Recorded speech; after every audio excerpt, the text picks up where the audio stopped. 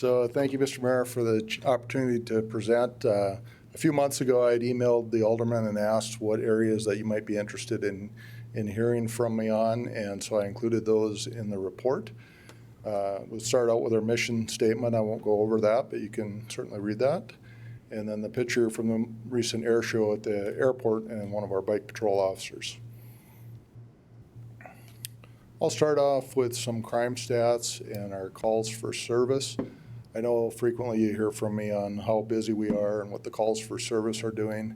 So this first chart shows the growth since 2009, and you can see during the boom years we grew from 29,000 a year to up to 41,000, and then it's kind of flattened out in that 40,000 range with slight growth the last couple of years.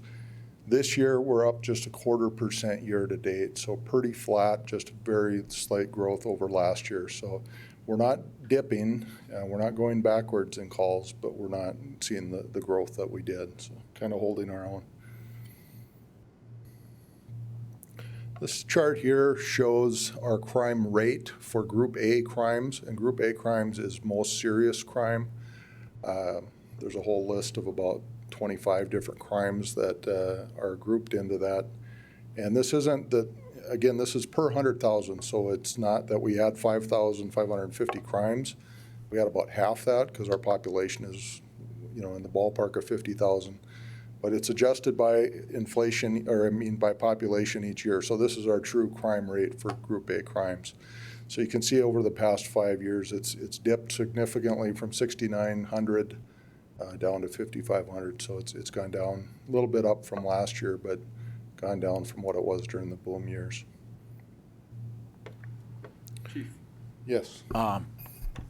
Just maybe an opportunity to speculate here a little bit, but calls for service in general going up, and this line taking a little bit of a dip over a similar trend.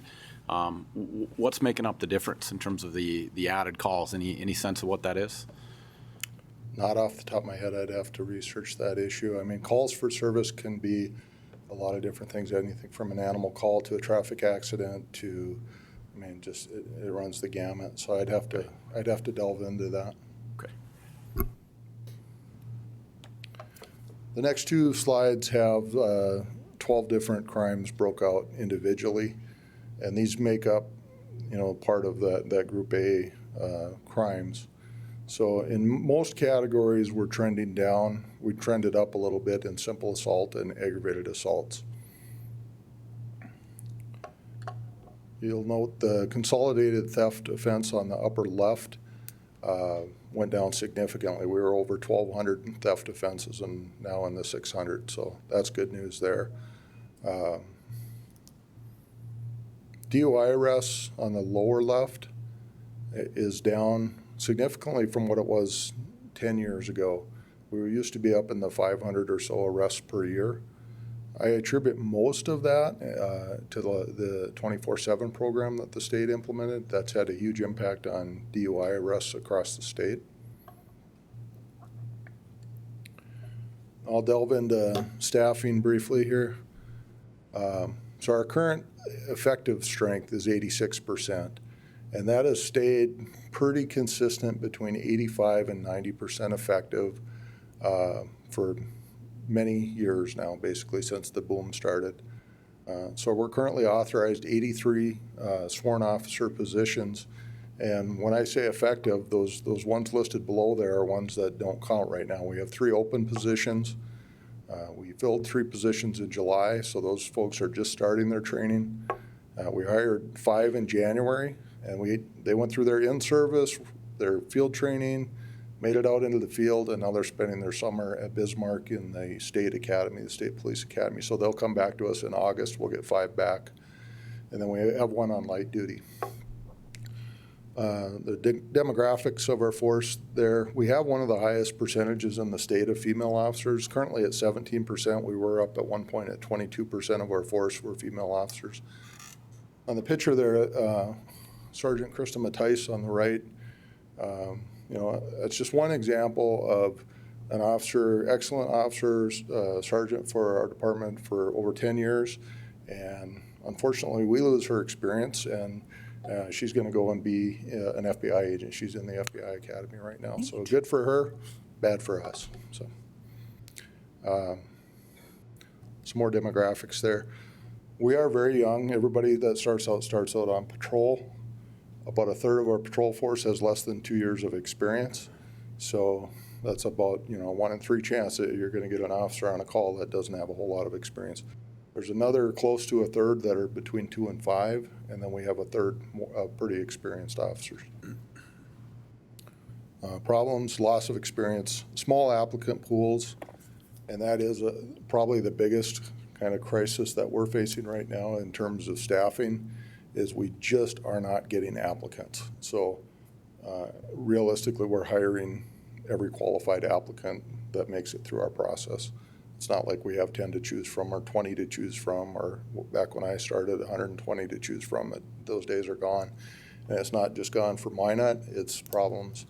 I just saw a story on the K-Fire TV last week that Bismarck PD is at, I think there's 17 officers down. They're experiencing the same kind of recruiting problems, same kind of retention problems that we are. And I know it's across the state and across the nation, similar problems. It is something I recently spoke with the city manager about our recruitment and retention and the continued problems. And we are forming a task force to be looking at that issue and seeing what else can be done. But that truly is the most alarming thing that I can report to you in terms of an internal issue that we face, is that for whatever reason, young people are just not wanting to go into this profession anymore. And it's getting to the point where it's really getting concerning. Obviously, the efficiencies of losing trained officers has been a problem and is a problem. My goal when I became chief over 7 years ago, I said I want to be the best game in town as far as law enforcement. If you wanted to be a cop, you wanted to work for Minot PD. And I can't say we're there at this point. We continue to lose to probation and parole, to the state BCI, to the highway patrol, to different agencies. And in this next slide, you'll see the turnover. Since 2010, we've had 95 people leave our department for various reasons. And that's everything from resigning to retiring to being terminated. But of those, about a third have gone to work for other law enforcement agencies. So we're not there yet, and we continue to need to work on that, in my opinion, on being the best game in town. We're not going to compete with the FBI. I know that. You know that.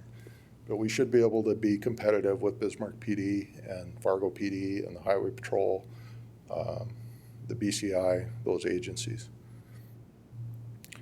Yes. I'm sorry, Alderman Watson. Question.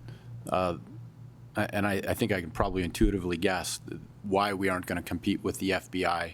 But what are those factors? I mean, is it the prestige in the career advancement? Is it pay? What are the factors that makes the federal government so much more attractive than us? Well, I think at that level, I mean, many people aspire to be an FBI agent as kind of the pinnacle of a law enforcement career. For many people, they would see it that way. So yeah, it's the prestige. Obviously, they pay better. Federal retirement benefits. It's just, okay. And I will say in Sergeant Matthijs's case, I was on the interview panel when she started with us, and she told me her goal was to be an FBI agent, and now she's achieved her goal. So okay. It's hard to compete with that, and we encourage her, of course. Mr. Mayor, Chief, since this seems to be a nationwide issue, as you've been talking about recruitment, retention, is there a discussion about you're pressed, the crew works long hours, it's late? Is there some innovation discussions taking place there for hours of labor, cutting down, giving additional days off? I know when you have a limited staff, but that seems like that could be a little more appealing if you can have a larger workforce but give people more flex time. Are there national conversations like that taking place? I don't know. Or is it just... Alderman Stray, I don't know about national conversations. We consistently get very good reviews from our staff on our schedule. Our patrol schedule is a permanent shift. They work 10 hours. They get to bid what shift they want to work. It would be a major morale problem if we departed from that schedule, because they like it a lot. Okay. They get weekends off, Sure. about half the time, and as far as giving more time off, I mean, it does Gotta kind of have more people. compound for those working, then you have less people working, or you end up paying more overtime and that kind of thing. Sure. We are paying, when we have 3 open positions, we save on the salary side. We do end up paying out more overtime. Now, in the big picture, we save more on the salary side than we do pay out on overtime, but that's how we make up for it when we're short, is to meet our minimum staffing goals, we do end up paying more overtime out. So. Thanks. You can see the other numbers there. A certain percentage wash out, a certain percentage have to depart because of some disciplinary action, and about 11%. That's the one number that frustrates me, is that bottom one. We get a number of young people that come to work for us, and sometime in that first year, they decide it's not for me, and it's usually what they say is, this isn't what I thought it was going to be, and they go and they do something in a different profession. But so this shows us where we are as far as the number of officers on our department per population in North Dakota compared to the other cities, and you can see in comparing per 1,000 in population, we have 1 officer for every 588 people, or about 1.7 per 1,000 citizens. The state average is 1.6 and 616, so we're definitely right in the ballpark as far as where other agencies are. Larger cities such as Fargo tend to have less officers per capita. Now I'll touch on our canine program. So these are our 2 canine teams that we've had for a while. These dogs are both dual-purpose dogs to detect narcotics and then to do patrol functions such as searching for people, searching for objects, and officer protection. So that's what these dogs are trained to do. Our newest dog of these 2, Mace, it was Macy, but he's a male dog, and so we shortened it up to Mace because we thought that sounded a little better. But anyway, we did not imprint Mace on marijuana, and that was specifically with medical marijuana coming and concerns about being able to get a search warrant and that kind of thing. So we chose not to imprint Mace on marijuana, but Lois was an older dog and still is. Lois has about, I think she's 6 years old. The average service life for a canine is 7 to 9 years. She's still in good shape, so we expect to get several more years from Lois. Our newest dog is an explosives detection dog, also dual purpose. So she is trained to do patrol work, or he is trained to do patrol work, search for people, objects. It's nice to have an explosives detection dog. Not that we have a lot of bombs, but we do have a lot of calls where we need to locate a gun, casings, that kind of thing. It'll come in handy for that. She was recently at the air show doing searches through the parking lots, just walkthroughs, that kind of thing. So we're very excited to have Caspian here. Caspian was funded from a grant from Agribank and Farm Credit Services, and they will be here next month, hopefully, to get some recognition, and we'll bring Caspian and Officer Jensen to show you the dog. Switching to body cameras, this just shows where the body camera rides on our vests and what it looks like, what our load-bearing external vests look like. There's some data on what the cost of the program is. I'll be frank, it's expensive to have body cameras. It basically costs $1,200 and $1,220 per camera per year to have a body camera program. So this year we paid $106,000 for year 1 of a 5-year contract. It goes down to $65,000 the following 4 years. That's a contract that is basically bumper-to-bumper warranty for 5 years and unlimited storage on our video. So it's completely capped at those expenses. We're not going to see additional expenses on our body cameras unless we added cameras. That would be the only thing that would drive that contract up. As far as usage, in 2018, over 42,000 videos were uploaded from our body cameras, 10,000 hours of video. And for you techie people, almost 19,000 gigabytes of data is stored on the cloud on that. It's a very user-friendly interface called evidence.com, and we currently use it for not only body cameras, but we are able to shoot video to our prosecutor's office, a link basically, and they can get, and we can put other evidence on there. So we can put photographs on there, audio files, in-car camera video we can upload to this evidence.com, and so it can all be shared through that portal, which is working very well for us. In addition to evidence, we use body cameras to review when I get an officer complaint on an incident, and there's body camera footage. It makes it very nice to go back and review, see if that complaint is legitimate. Sometimes it is and sometimes it isn't. In internal investigations, we use it for training. We encourage our supervisors to review body cam video, to use it to coach the officers, because often that's all they need is to improve in different areas. Just so they sample officers' video and just say, you know, you might want to have done this a little different, or, you know, just giving them tips and coaching. So it's a very valuable program, but that's the cost. I uploaded 3 videos into this presentation. The first 2 are kind of a fluff video of a duck rescue that we recently had by former Alderman Olson, is his body cam. And the last one is just to illustrate from a homicide that we had, that you never know what you're going to capture on one of these, and this was a very key piece of evidence in a homicide trial. And I'll just preview that since they're going to kind of go one after another here. Is that one, the images are blurred out in large part, but the audio was captured of the subject saying, "I just stabbed her." Well, once you have that from the first responding officer on scene, that kind of very critical piece of evidence, as you can see. So here's the first one of the duck rescue. Oh, don't be silly, you big babies. As you can see, high quality video. 2. Woo! Good job. There's 3. Duck rescue.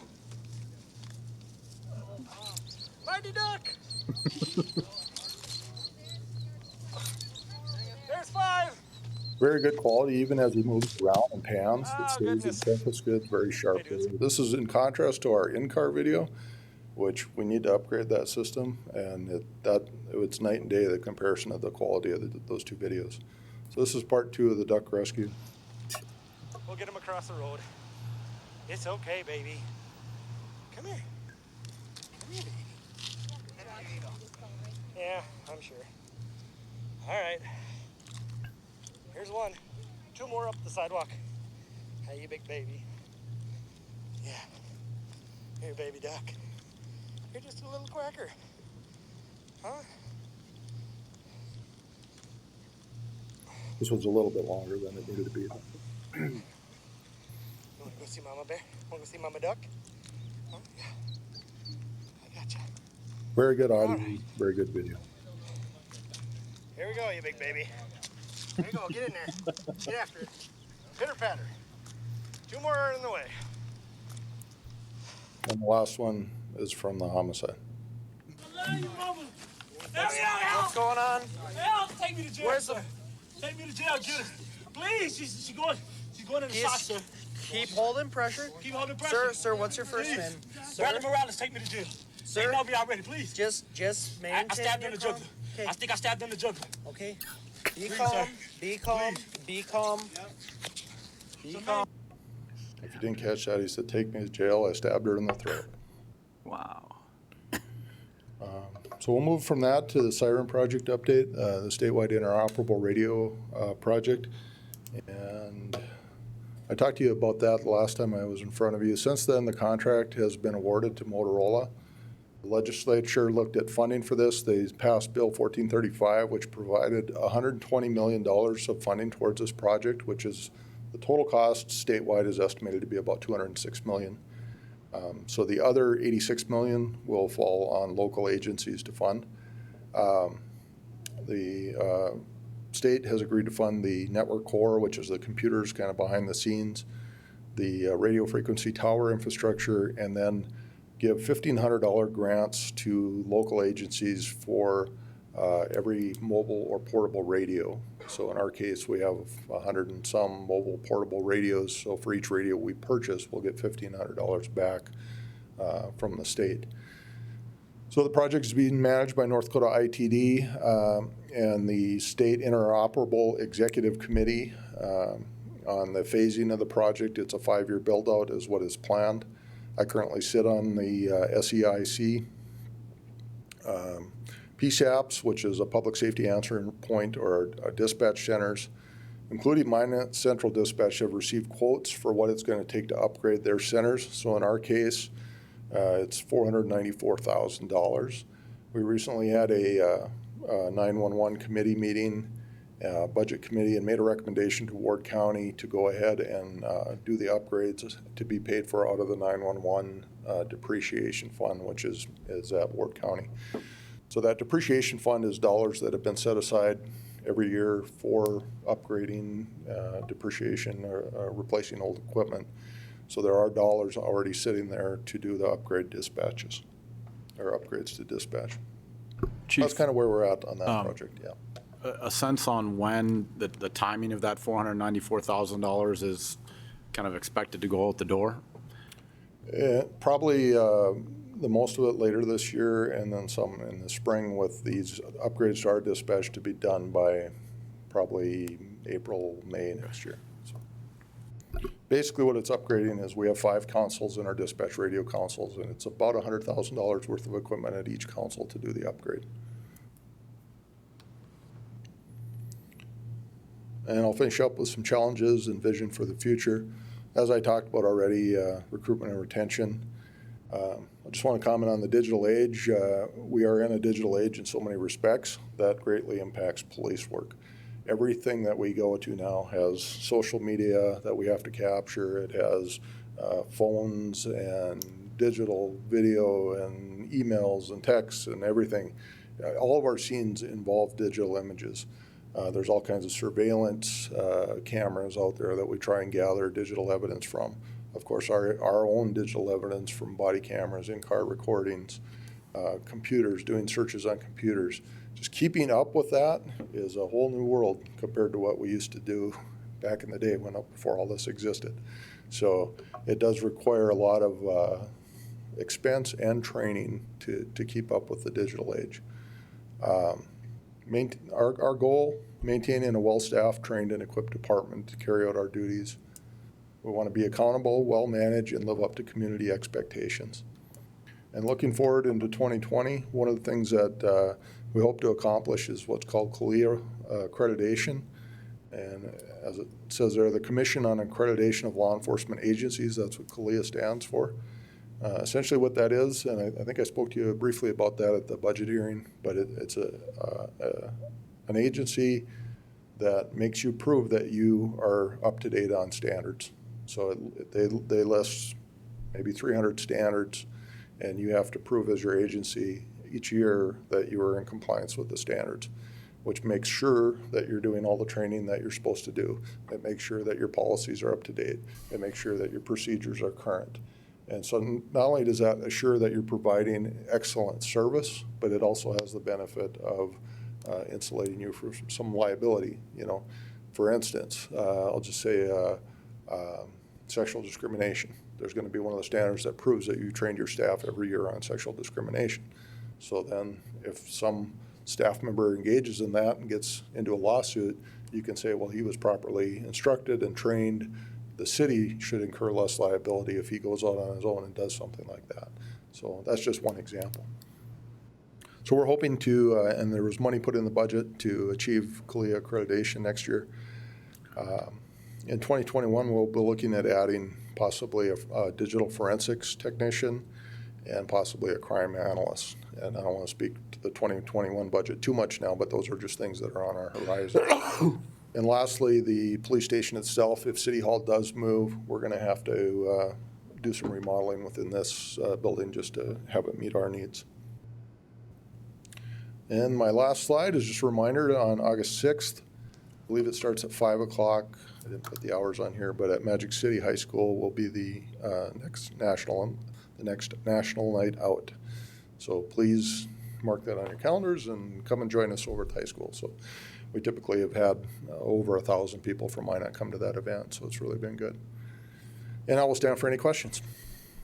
Thank you, Chief. Any further questions? Alderman Straight. Mr. Mayor, I know that I won't get needled tomorrow if I can ask the chief about the dangerous animal ordinance. And Chief, if you have any thoughts about how we having any dog issues in the community, and if that ordinance is worthy endeavor, or is that something that we should reevaluate down the road? In my opinion, Alderman Straight, the dangerous dog ordinance, animal ordinance is doing exactly as it intended. I'm not aware of any problems with the ordinance or with any specific issues that we're having with pit bulls in particular, as I know that we're not saying that, but that's what we're talking about here. So I believe, I'm not sure if I shared the stats. I know I gathered the stats about 6 weeks ago on how many summons were issued under that ordinance. And the bulk of our ordinance violations for animals were, at least half of them, I think, were probably pit bull violations. So it is being enforced, the pit bull side of it, under the dangerous dog ordinance, which is a separate ordinance. I don't think we had too many violations, less than 4 for sure. So. Great. Continue. Mr. Mayor, one more follow-up. Chief, I'm wondering, my sister coordinates a giant event in the Twin Cities area that 500,000 residents attend, and it almost recently got shut down because they were not going to allow off-duty police officers to police that event. They were going to have the force out. And I'm wondering, do you see problems on the horizon for us? It seems like we are having more and more outdoor events. It's great. Mr. Moss is in the audience now. I know that many officers devote time outside of their regular duties kind of at some of these events. And do you see that as something that we need to be concerned about, kind of liability issues moving forward with something to that effect? Obviously, we're not a community of that size, but I'm just curious if your thoughts about it.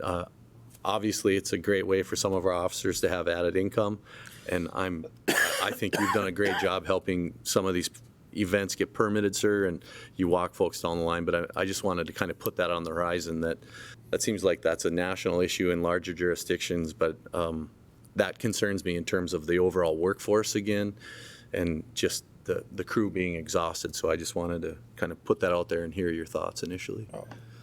Mr. Mayor, Alderman Straight, just to speak to that issue, I mean, we haven't experienced it so far where we've had an off-duty event that we have not been able to staff. Currently, an off-duty officer, the rate is $50 an hour.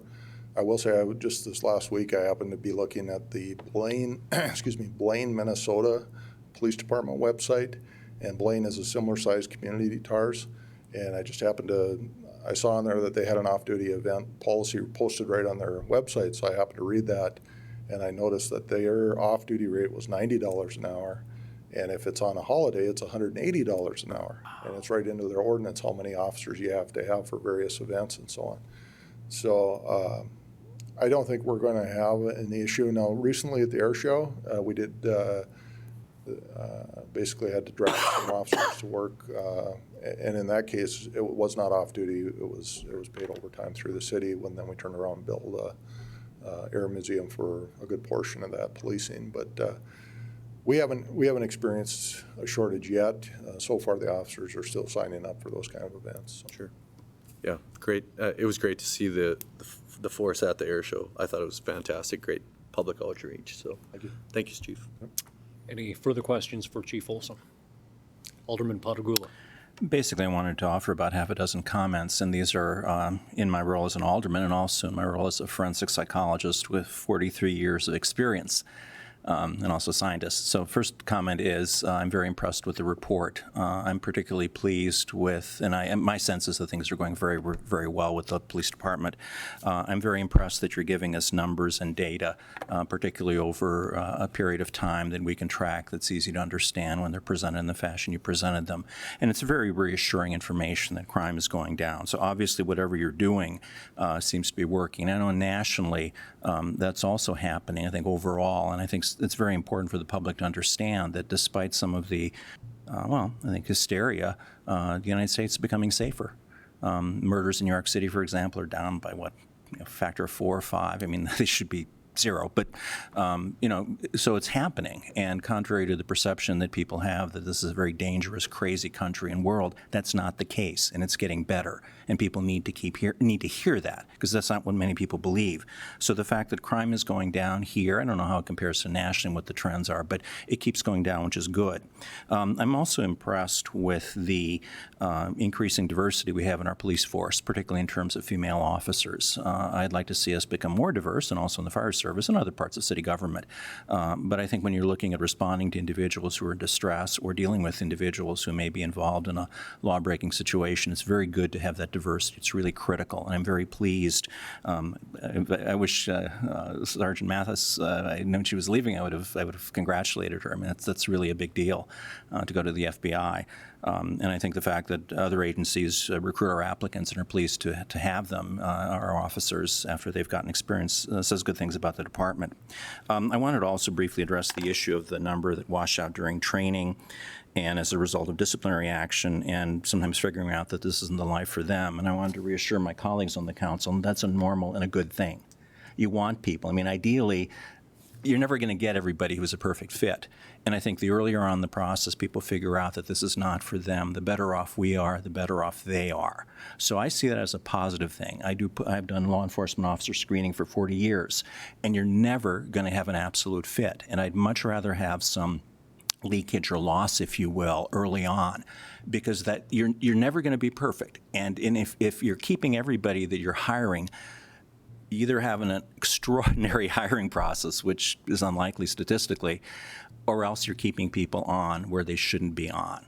I mean, there's a normal washout period in any profession, and I think we have to let people do that gracefully and not in a punitive kind of fashion, unless they really screw up. So I think the fact we're losing some people really is a positive thing. I also wanted to answer the question, I think I have an answer, you've certainly given a good one, about why don't people go into law enforcement. My reading of it as a forensic psychologist is that this is a national trend. We're not unique, certainly. It's good we have our numbers up, and I guess it's another, hats off to you and the city staff that we're finally getting up to, fairly decent manning personnel levels. But it seems that people nationally just don't value this kind of public service. I think part of that, and no one really is totally sure about that, but part of that, I think, is the publicity regarding some really awful behavior. When you see pictures of officers shooting people or choking them or beating the crap out of them, that turns a lot of people off. And I think a lot of people don't understand that law enforcement, is probably as much social work in some ways. And it's a helping profession, really, just as clinical psychology is. And I think what people see is the shoot 'em up, bang up stuff on TV, which I refuse to watch because I find that very offensive. And I think people's attitudes are shaped by that. They think that this is the rah-rah, macho, Rambo kind of thing. And that turns off people, particularly I think women-type people. I think people don't see it as an honorable calling. I think the values of our society have shifted. As Mark knows, the military has difficulty attracting people, quality people, for physical fitness reasons, for criminal records, some of which are for fairly minor offenses to some of us. But I think a lot of it is the values, public service, sacrifice, loyalty, courage. I'm getting choked up. I don't see those as being as prevalent values as they used to be. And I'm not sure where people are going, but I think that's an issue for our society to face. The state faces the issues of a lack of physicians, and we start up a medical school. We have to have a law school to provide our lawyers. There's certain professions that are challenging, that are difficult, and the average layperson, the average young person might not fully understand what they are. And society's values, society's preferences change. And whatever the society, my feeling is we have to have a law enforcement, a public safety type function. It's critical. It's as important as having enough family physicians or nurses or lawyers. And, what we can do in North Dakota, I think, is limited. We can be, I think, a little bit more creative. I'm very pleased you're going to be having this task force. But I think it's really a cultural, a social, and a national issue. People don't see the value of it, and it's so easy for people to be turned off. And, the other thing is I don't spend a whole lot of time, not as much as I used to or should, with your officers. But I just honestly cannot see any of them that I know, doing some of the atrocious things we see on television. I know that those portrayals are often unrealistic. The average officer is not like the officer who beats somebody up. but I just can't fathom. And I travel somewhat, and sometimes the law enforcement people I see on the street in other parts of the country, particularly in big cities, wow, they seem like they're from a different place. I just can't see them behaving like our officers do here. So I think there is something about the Midwest, about the small town that we have that we're able to keep, and I think that keeps our officers from doing foolish things and attracts a certain kind of person who's more willing to help and sees it more as a helping profession. So it is a challenge. Those of us in even allied fields of related to the law see that, and I see it as an important issue. We can make changes here and there and add it, but we're fighting a national trend, and that worries me. That saddens me. Anyway, so I'm very impressed with what I'm hearing. I'm very impressed with what I'm seeing. Excellent report. The underlying data, I think, are excellent in terms of the results we're seeing. And I think this is an area of our city we need to keep investing in. It's an absolutely critical function. So I thank you very much, and I thank more so even the people who work with you and for you and for us. Thank you, Alderman Padagula. The last thing I would say on that is just, for those of you that know young people that are looking for a career or what to get into, I can testify that it's been a tremendous career. I think they could talk to any of our young officers and they would give a good report on how it is working as an officer in Minot and how much they enjoy it. Even the ones that left almost invariably say, well, I love the department, I love who I'm working with, and they have some other reason why they need to go on and do something else. It's seldom like, this is a horrible place to work and I can't stand working here. I don't think I've ever heard that. So it is a great department to work for. It's a great city to live in. And so anyone that knows young folks that might be interested, send them our way, because we would definitely give them a look. Alderman Walski, did you have anything?